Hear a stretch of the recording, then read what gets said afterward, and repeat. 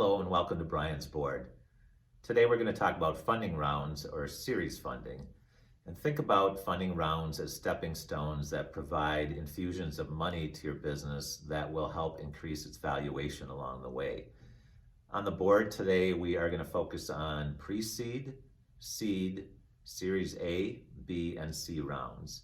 And keep in mind that there are other rounds besides these, and that there's a lot of overlap from round to round, so the lines are very blurry. So let's start with pre-seed. So this is a founder, maybe a couple of co-founders who have an idea. They're going to do proof of concept, maybe develop an initial prototype.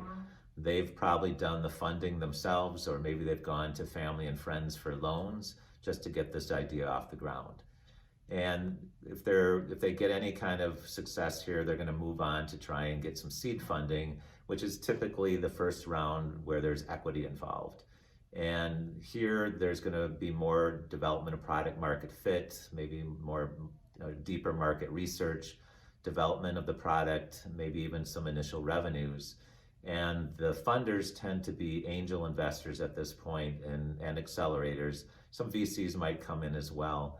Nationally, I've seen a wide range of $50,000 to $2 million. In the state of Wisconsin, it seems like that range is really more like $25,000 to $250,000. And I will say at this point, fewer than 50% of startups actually get past this seed funding round and move on to the others. And it might be because of strategy, or it might be because they didn't gain enough traction to move on to the other rounds. And going on to the next round, which is Series A, so let's say a company does get some traction and maybe some consistent revenues, for example. In Series A, it's about beginning to scale up. It's about focusing on marketing and sales. It's about developing a business model that has the potential for long-term profits. And here is where the VCs come in. They'll typically lead, maybe others like angels and other VCs will follow. And the range of funding nationally is in the $2 million to $15 million range.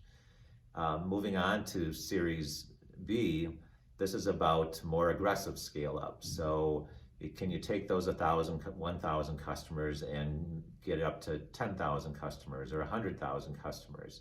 Can you diversify your revenue stream?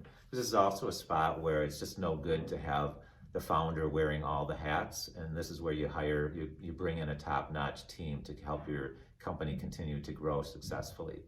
Here it is also VCs, and actually some of them might come in with additional money, and the national range is in the $7 million to $25 million range.